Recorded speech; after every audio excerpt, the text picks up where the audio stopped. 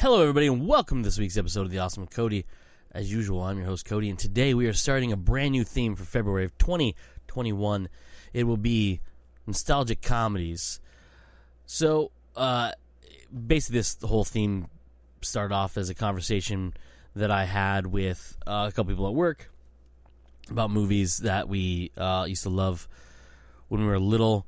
You're younger, I should say, not just little. And there's a few that popped into my head, but I think I kind of ran the gamut of different ones.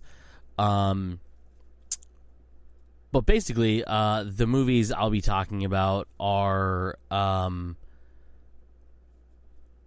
comedies that I always think of when I think of when I was growing up, early or late 80s, early 90s type movies. So the movies we're going to be talking about, and the first one is kind of played or kind of popped in my mind because of the fact that the day of recording this, it is February 2nd, which is Groundhog Day. And so we are going to be talking about Groundhog Day with Bill Murray. Next week we'll talk about My Blue Heaven with Steve Martin. Week 3, we'll be talking about My Cousin Vinny with escaping my brain right now.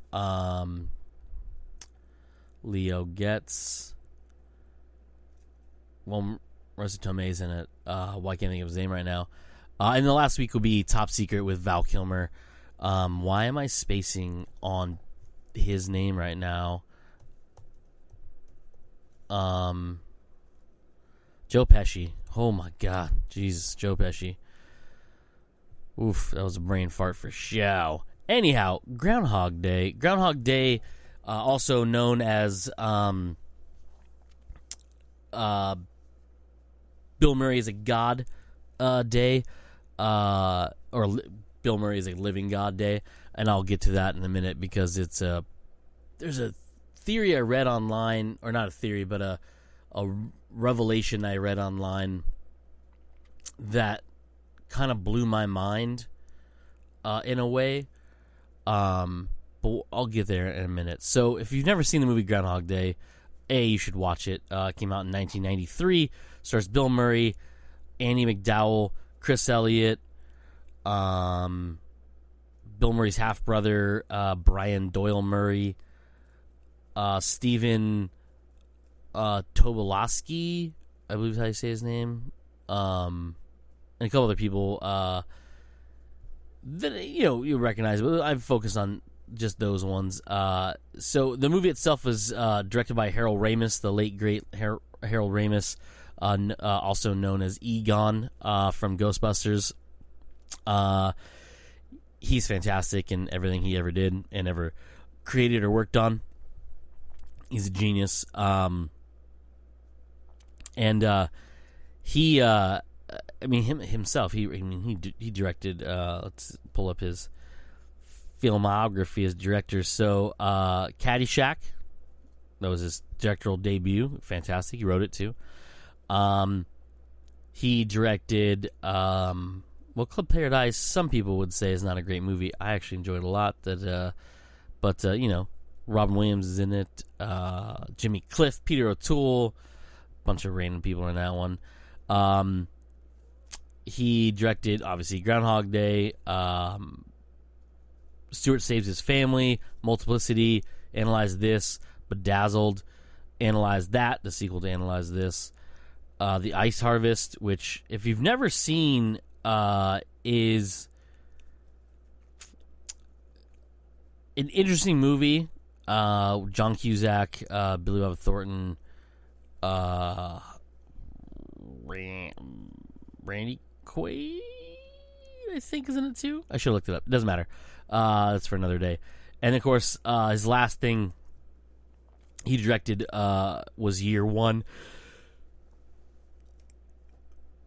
with Jack Black, Michael Cera. Someone else was big in that one too. I can't remember what it was though. It doesn't matter. And then he actually directed 4 episodes of The Office, which I don't have the listing of those 4 episodes, but it's Harold Ramis, so that's it. So yeah, Harold Ramis, director, writer of said movie, was actually co-wrote with Harold Ramis, if I'm not mistaken, right? I want to say he co-wrote it with Harold Ramis. I had to look it up, make sure my notes were correct. Is Danny Rubin? Danny Rubin doesn't have a large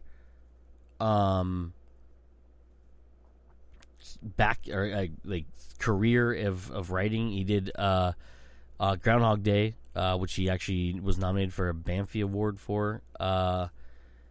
He did Hear No Evil with Martin Sheen. No, is it Martin Sheen? I think it's Martin Sheen.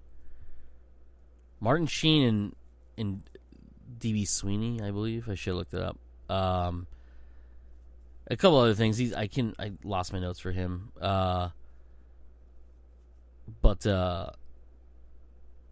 sorry. He won the BAFTA Film Award for Best Screenplay for Groundhog Day.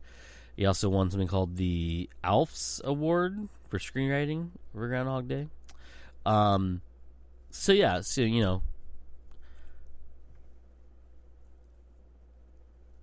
Created one of the greatest comedies of all time, and one of my favorites. So in the movie, Bill Murray, of course, plays our hero / villain, and I'll get to that in a minute. Named Phil Connors. Phil Connors is a weatherman who goes to Puxatawny to cover the groundhog because he's a weatherman, and obviously Puxatawny Phil is the most famous of all prognosticators, as they say in the movie, because he is, he obviously sees a shadow. We get 6 more weeks of winter. If he doesn't, then we get 6 more weeks of spring or early spring. So, tales old as time. And it's Bill Murray. Bill Murray's in Ghostbusters and Stripes. He's in Caddyshack. Well, 1. Well, he's in 2 as well, but it's really, man. Well, actually, I shouldn't say no, he's not really in 2. He's in 2, but 1 is by far the best thing. Wait, is he? I can't remember if. Hold on.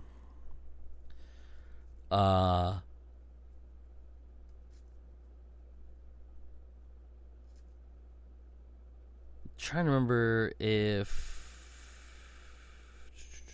was he actually.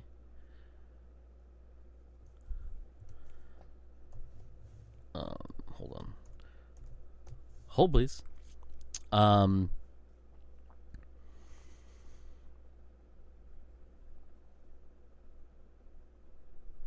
Was not in the second one. Trying to remember.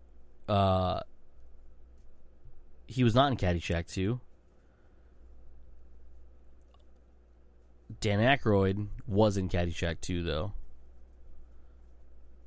Yeah. Anyhow, he's in Caddyshack. He's in Ghostbusters 1 and 2. He is in so many different things. Shows up in Little Shop of Horrors. He's in Ed Wood. He's amazing in Kingpin. Space Jam. Let's see.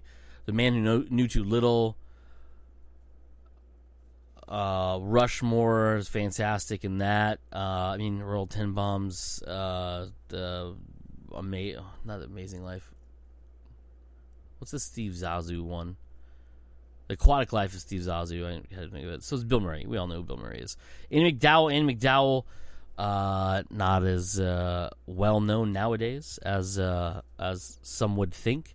Andie MacDowell probably most famously known. Well, for me, I guess it would be. Yeah, I would say it's definitely Groundhog Day. It's been in many things with many great actors. There's 2. Let's see, Groundhog Day, Hudson Hawk, and probably.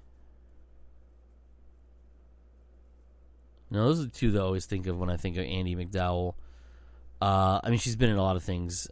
Sex, Lies, and Videotapes, St. Elmo's Fire. She was in Greystoke, The Legend of Tarzan, Lord of the Apes, way back in 1984. Multiplicity, Michael, Muppets in Space, done a lot of voice work. Well, not a lot. She's done some voice work. Something coming up called No Man's Land. It comes out later this year, apparently. That's pretty cool. Yeah, I mean, she's been in a lot of different things. It's Andie MacDowell. She's really good in pretty much everything I've ever seen her, I think. Next up, Chris Elliott. Chris Elliott really is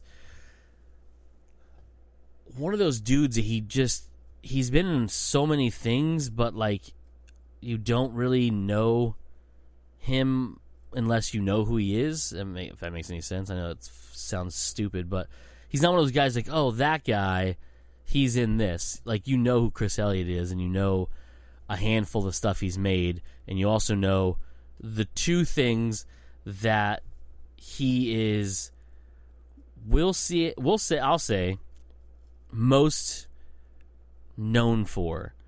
One is one of the most atrocious movies of all time, which is called Cabin Boy. If you've never seen Cabin Boy, you don't know what Cabin Boy is. There might be a trailer you can watch. Came out in 1994, right after Groundhog. Well, not right after, but following Groundhog Day. It is a terrible fucking movie. And not like it's enjoyable in a terrible way. It's just a terrible fucking movie. So there's that. And then he had a TV show which is escaping me right now, and what's called, I want to say it's Get a Life. Hold on, I should have pulled this up earlier. Yeah, Get a Life. Ran for 2 seasons, 35 episodes, 36 if you count an unaired pilot, apparently. And I don't want to say he's known for these two things, but if you know who Chris Elliott is, these two things you definitely know, and they're both god-awful and terrible, and everyone should at least witness them once in a while. Also, he's known for being on How I Met Your Mother. He played Mickey, who is Lily's father, who invents board games, air quotes, invents. He's not the most prolific actor, but he's been in a lot of things. He was the best friend in There's Something About Mary with Ben Stiller. He's also the movie's villain, I guess you could say, too. That's a funny way of putting it. Yeah, I mean, he's, there's also one of the most quoted things is that he's ever done is Grab My Strong Arm. It's from Scary Movie 2. He plays he plays the butler of the house and has the little deformed arm, or the my germs thing. But when the person's falling, he goes to reach for him, grab my strong arm, and he reaches out with the little deformed hand. Pretty funny, and fucked up all at the same time. But that's what happens in Scary Movie 2, or in scary movies in general. Next up is Stephen Tobolowsky. I think I said it wrong earlier, or a different way earlier. I don't know how to actually say this. He's been in a lot of things. He probably one of his biggest roles. Well, I mean, he's been in a lot of different things. I mean, I can't really say his biggest role, but he was in Deadwood. He was in Memento, the Christopher Nolan movie with Guy Pearce. He was on Glee. What was the Silicon Valley was a big one for him too. I mean, I don't know how many episodes he was in that, but he was pretty large in that one. A pretty large character, I should say, not like a main character. He's been in so many things, it's ridiculous. The list is just mind-bogglingly long. I can't remember how many episodes. He was in a bunch of episodes of Deadwood. Recurring role in Heroes. 1s and 2s on every Law and Order and CSI imaginable. He was in 3 episodes of Justified, which is a fantastic TV show. Where is Silicon Valley on this list of shit he's done? 13 episodes of that one. He was the office manager, business manager for them when they first opened their I want to say in season 2. But he's fantastic in that too. So that's Stephen Tobolowsky. And last but not least, unfortunately, the late great, or not late, I should not say late, sorry, the great and powerful Brian Doyle Murray. He's not dead. I don't know why I said late great, but he's great. He has done a ton of things. He played the mayor in Ghostbusters 2 alongside his brother Bill Murray, half-brother Bill Murray. He's been in several different things alongside Bill Murray. He's done a lot of voice work. He plays the Flying Dutchman, or does the voice of Flying Dutchman on SpongeBob, if you guys are familiar with SpongeBob.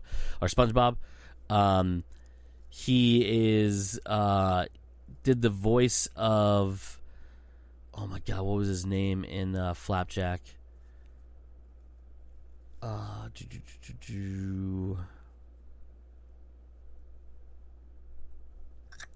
on, it's on here somewhere. I know it is Flapjack.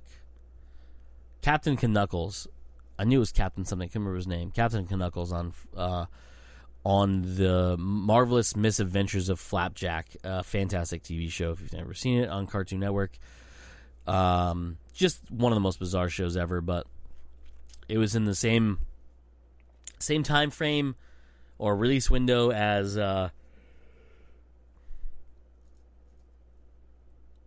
before, after, I can't remember.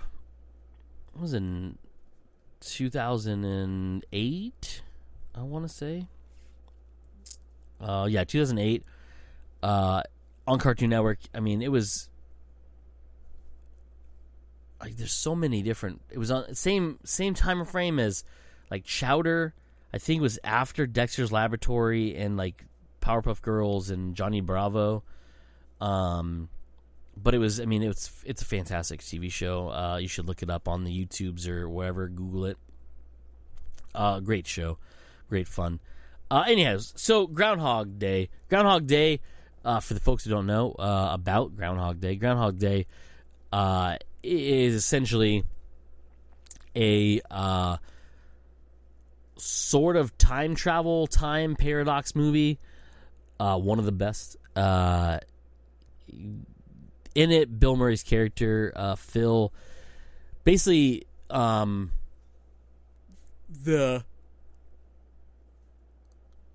kind of cosmic being or someone high up decides that he needs to be taught a lesson. He needs to learn how to be a better person, and to do this, something causes him to be in a time loop that basically he has to relive the same day, which is Groundhog Day, over and over again, no matter what. So we think. And in it, whenever he ends the day, so once it hits midnight and he falls asleep, he wakes up at 6 a.m. on Groundhog Day again to relive it until he learns a lesson.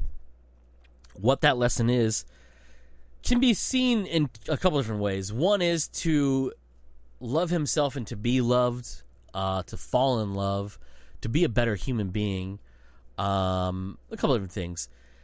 And the reason I refer to it as Bill Murray as a Living God movie is there's this, again, it's not a theory so much as a revelation that I read online a couple years back that basically says it goes by roughly. It's not going to be a whole. I'm not going to go through the whole thing, but basically, we don't know how long Bill Murray was stuck, or Phil Connors was stuck in this time loop. We just know the rest of the world didn't move on, and so in this, he becomes a master of many things: ice sculpting with like chainsaws and shit, piano, the Heimlich. All these different things, which would take hours and hours and hours of training and practice to be good at. And he does these things throughout the span of the movie. He memorizes things. He learns who people are. He does all these different things that basically lead you to believe or know that he's been doing this a long time. Even in it, he's even said he's killed himself. He's died a bunch of different times. He's done all sorts of different things, and he can never fix it until he finally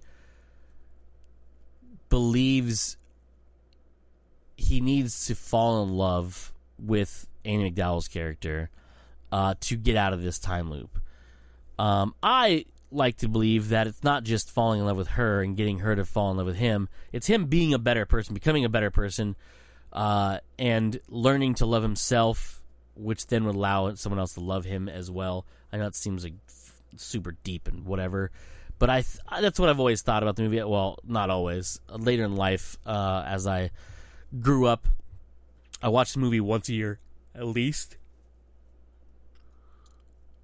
It's one of my all-time favorite movies, especially favorite movies Bill Murray, right up there with Ghostbusters and Caddyshack with me, like I said earlier.